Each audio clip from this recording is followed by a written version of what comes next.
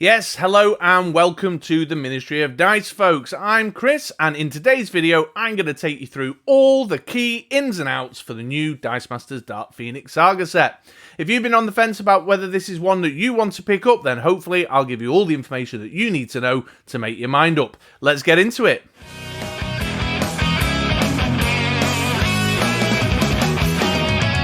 Let's get started then with some basic set information. The Dice Masters Dark Phoenix Saga set is a standalone Marvel Dice Masters expansion. I refer to it as standalone because it's sold in the draft pack format and is designed for drafting Dice Masters or for collecting for use in constructed Dice Masters play.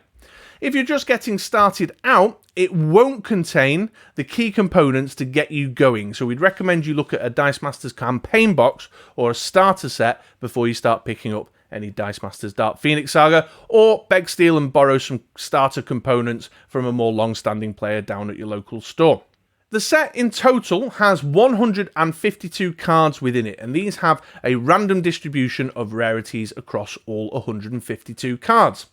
Each individual draft pack contains 7 common cards, 3 uncommon cards and 2 rares, although there are 2 harder to find rarities beyond that, the super rare cards and a chase rarity, which is the full art basic actions, a kind of collector's piece with no game text on them.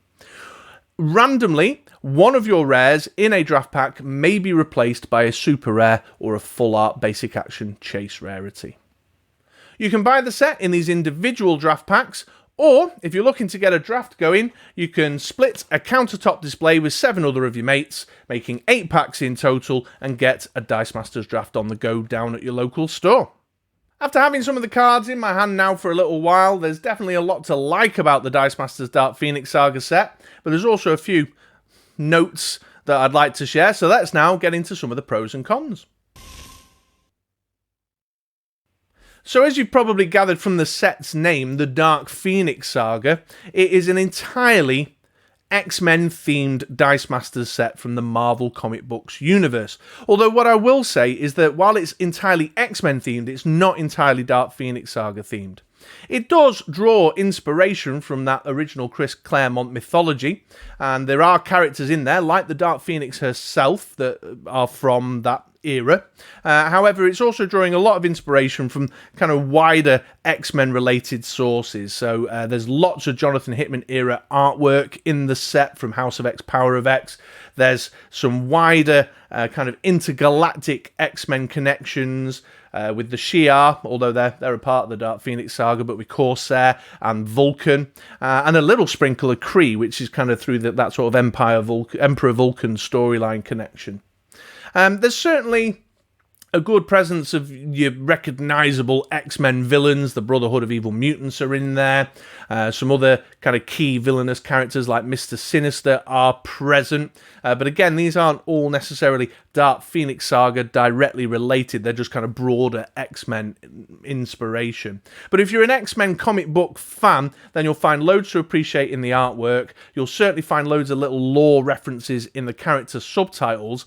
And in a few of the game text as well, there's some nice kind of thematic game text that reflects the powers or the storyline events that surround these characters in the comic book narratives themselves, which is a nice touch if you're a comic book fan as well as just a Dice Masters or dice game fan. So theme-wise, it's X-Men themed, although not entirely Dark Phoenix Saga themed. As is often the case with a new Dice Masters set, Dark Phoenix Saga brings with it some new mechanics for us to play around with. And this is a nice touch, I appreciate this. I like having new things to experiment with, new things to explore, new things to team build around. The 2 new mechanics in Dark Phoenix Saga are the Founder mechanic and the Loyalty Token mechanic. The Founder is a keyword indicator that you find on the core 5 original members of the X-Men team: Angel, Beast, Cyclops, Jean Grey and Iceman. Although, as a nice little thematic acknowledgement of her role in the House of X, there's a Moira McTaggart rarity that also has the Founder keyword, which is curious and nice for the comic book fans. Now, this keyword indicator doesn't do anything in its own right. It just kind of sits there as an identifier on the card, somewhat like the affiliations in a way. It's the game text then that will tell you what the founder is triggering. So you'll often find that a founder card that's active out in the field, the dice that's active out in the field, when you field another founder, it will initiate something. Or when a founder is KO'd, or when a founder is fielded, etc., etc. So it doesn't really do anything itself, it just creates a kind of thematic synergy throughout that team. And I don't think it's going to be particularly competitive, but it's an interesting little focus for some drafting, some founder team drafting, or an interesting little focus for some thematic casual play. The loyalty counter mechanic gives characters a stat bump token of +1 attack and +1 defense. It's somewhat similar to the experience token mechanic in the D&D sets, although it's different enough that it stands apart in its own right. Characters who can acquire loyalty tokens will have the trigger for it described in the game text of the card itself. For example, the uncommon Gladiator card gets a loyalty token added to him in the event of a Lilandra die getting KO'd. The game effect is curious, it's interesting. I think there's the opportunity to build some big, pretty scary beat sticks using loyalty counters. And there's also some basic actions that do some additional game effects when loyalty tokens are around, like Living the Dream. So it's certainly one that you might want to focus your draft strategy about, because it could just be the edge that you need to win the draft. But it's also one that I think has got a lot of constructed team building potential. And as I said before, there's nothing better than something new to experiment and play around with. So there's the two new mechanics, Founder and loyalty counters. Now, in addition to the two new mechanics I've just described, this set also has an enormous amount of returning game effects from the history of Dice Masters, some of which are almost exact reprints of the game text as they appeared on a previous card, and some of them go all the way back to the beginning, all the way back to Day Dot, the first Dice Master set, Avengers vs. X-Men. Now, I have mixed feelings on this subject. I have been playing the game since the tail end of Avengers vs. X-Men. The first set I really heavily bought into was Uncanny X-Men. And a lot of these game effects that are being reprinted in Dark Phoenix Saga are considered to be quite powerful and tried and tested. They have a track record of successfully being components in winning teams. And for me, who's been around for a while, I feel like I've worked that territory. You know, I've worked that ground. I've played those game effects almost to death in some instances, and it feels potentially a little bit pedestrian, a little bit like history repeating itself, perhaps even a little bit boring to me. That said, from the perspective of a newer player coming into the game, I totally get it. It's really hard diving into the second-hand market to get your hands on hard-to-find sets like Avengers vs. X-Men and Yu-Gi-Oh! And you hear colloquially in the community conversation about these incredible high-power game texts that have had an impact on the game through the years. So reprinting them, I can see, makes accessibility to the game of Dice Masters and the opportunity to try out some of these combos and game effects that the more long-standing players talk about with these kind of nostalgic glassy eyes, you know, gives you a chance to get them on the table. So I understand it from that point of view. Also, some of the game effects that are being reprinted, and I'm thinking more specifically about the globals that appear in the set, truly are returning faves. You're not going to be scrabbling around for a prep global anymore. You're not going to be scrabbling around for force attack globals and the like. You know, the utility stuff that they're reprinting, I can see continuing to be useful because it's just a cornerstone of team building that's not OP and isn't like mega game winning and like, whoa, but has its place. So I've got mixed feelings on that. Maybe you can let me know in the comments down below your thoughts. I prefer new territory. I like new game texts because I've been around for a while. I want fresh new stuff. It's cool to new for me, but I can see why it might benefit the newer player base, or why some more long-standing players would want to nostalgically return to some of their favourite game effects. So yeah, let me know in the comments down below. Now, there's quite a few things to point out, I suppose, about the artwork and the graphics in the set. And to start with the artwork, I have to say that Dice Masters has never quite looked this good. I think the only other set that has caught my eye, artwork-wise, as much as the Dark Phoenix Saga set, is the DC Justice campaign box. It's just never looked this good. They really are making tremendous artwork choices, and they're drawing from some of the best artists that have been working in Marvel Comics for the last 20 years. There's no two ways about it. And some of the choices they're making are from some of the really eye-catching kind of full art alternative covers that have been cropping up as a kind of fad in the Marvel Comics world right now. So there's some tremendous artwork. I mean, really eye-catching artwork, and the choices and the way that they're framed up on the card just really bring a little bit of something else, a little bit of va-va-voom to the set, which I really appreciate. And it's not just the artwork choices, but there's like a consistency in tone, like the colour palette and the type of dynamic and action that the artwork is showing just feels really consistent. If you take a look at it in a binder, you'll know what I mean. They've also got foil alternatives for the cards. In your random distribution, some of the cards appear in foil, and to coin a phrase, some of this stuff looks great in foil. Again, as a collector's piece, not just for gameplay, but as a collector of the set, it really stands out. And to put the cherry on the top, the Chase Rarity cards, the full art basic actions, really capitalise on those great artwork choices. And they've chosen to put them on basic actions that are very well known, that have been reprinted several times through the history of Dice Masters, so you can get your hands on one to make sure you've got the game text nearby if you're playing with them.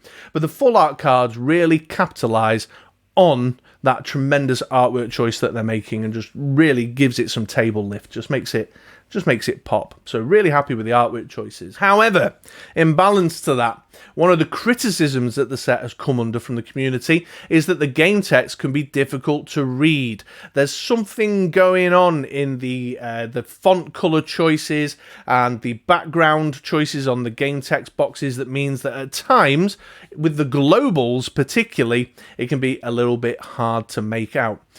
I think with the cards in hand, it's not quite as bad as we thought it might be when we first saw some spoilers. It appears that the images of the cards seem a little bit harder to get your eyes around, eyes into, eyes on, eyes through. Anyway, I'm in the weeds. Then it has been quite in hand, but you may be able to see this. I certainly find this problem as a colourblind individual, specifically the red global text, for example, just blends in. It's just very difficult to read, and I find myself picking cards off the table and doing the old man physical focus thing to try and get my way through the game text. So while the artwork is tremendous and the whole kind of look and feel of the set is really top notch, when it comes to the practical use of the set and the game effects, one criticism, one con, is that the game texts are a bit tricky to read. However, fear not. They've taken on board this feedback, and the Kryptonite Crisis set, which is the next in the solicits, the next release in the solicits, appears to have improved that situation. And you know what? With it looking this good, I'm willing to forgive. One nice element within the set, which I think is a big tick in the plus column, is that it's a well-balanced set in terms of gameplay. And by that I mean, however you like to play your game of Dice Masters, there's something for you in here. If you're one of those individuals out there that thinks that drafting Dice Masters is the best way to play the game, then there's a lot to like about Dark Phoenix Saga. There's even a card that is draft specific, but there's also these lovely tribal synergies that just exist within the cards in set that can give you a nice focus to build teams around, little archetypes to explore with some little variations for each time that you draft. It's got a lot to offer you as a drafting player, and interesting decisions to make through the drafting and team building process, as well as the playing of the game. If you're more like me and you're a bit more kitchen table, or in this case, dining table for me, and you like to make casual teams and themey teams to just play around and experiment with the game, then there's a lot to like in here too. There's little tribal synergies that tie up characters in little themey clumps, which interest me. And those teamy clumps, you can throw the borders of that open and start exploring how they connect with other cards within that similar theme from other sets. I'm thinking X-Men Forever specifically. So the Brotherhood of Evil Mutants, X-Men themed teams, and within that area there's again little variations that you can play around with. I'm going to make a Wolverine. There's a weird Wolverine thread, like when Wolverine's active thread in the set. I don't think it's competitive. I'm not even sure it'll go anywhere, but I'm going to give it a try. It's a lovely little kind of themey thing to experiment with. So there's a lot to like if you're a theme player or a casual player. Finally, though, if you're a competitive player, if you like to really get down and dirty, all out, smashing face and winning games, then there's a lot to like in this set too. There's some really powerful game effects that would just blow your mind when you really think about the implications of them. There's some stuff in here that can really help you make efficient teams that go for the win. And it's packed full of really interesting win conditions, although I'll caveat that by saying some of them are reprints, as I mentioned before. But again, if that's how you like to play your Dice Masters, if that's what you want to get into, then there's cards in this set to play around with and experiment with competitively as well. And I highly suspect that we're going to see some Dark Phoenix Saga cards impacting the competitive meta through the unofficial tournament scene as the summer comes up, but hopefully when the official WizKids Dice Masters tournament scene picks up too. So yeah, it's got balance. It's a balanced set for however you like to play your game of Dice Masters, and I think that's a wonderful thing. And of course, drop into the comments down below and let me know your thoughts on that point as well. Well, there we are then, folks. That brings me to the end of my kind of key headlines set review for Dark Phoenix Saga. Like I said in the intro there, hopefully now you have got a kind of bit of information to help you make your mind up if you want to pick up the set or not. Now, if you are a long-standing player, I'd love to know your thoughts. Do you agree with my assessment? Do you disagree with my assessment? Let me know in the comments down below. Let's get into conversation. Let's have a chat about it. But also, if you're a new or returning player, hopefully some of those that kind of bullet point list of key highlights will help you make up your mind as to whether this is a set you want to buy into or not. Otherwise, if you've enjoyed my review today, then please do take a moment to give me a like. It takes you just a second, but it means ever so much for me and lets me know I'm going in the right direction. So please do take the time to just put that little bit of effort in just for Chris. Make my dreams come true. You want to be a dream maker, don't you? And actually, speaking of dreams, if you're not subscribed to the channel, then get yourself subscribed as well. If nothing else, me and Andy, we say lots of really dumb things that are wrong, and that can be funny sometimes. So why not hang out for those car crashes that happen on the channel occasionally? But you may also find us entertaining and informative at the same time. Who knows? But the car crashes, really. I think that's what a lot of people watch us for. In any case, I've been Chris from the Ministry of Dice, and I will catch you around these parts on YouTube, over on my website, britroller6.com, or on a podcast by the Ministry of Dice sometime soon. See you later, folks.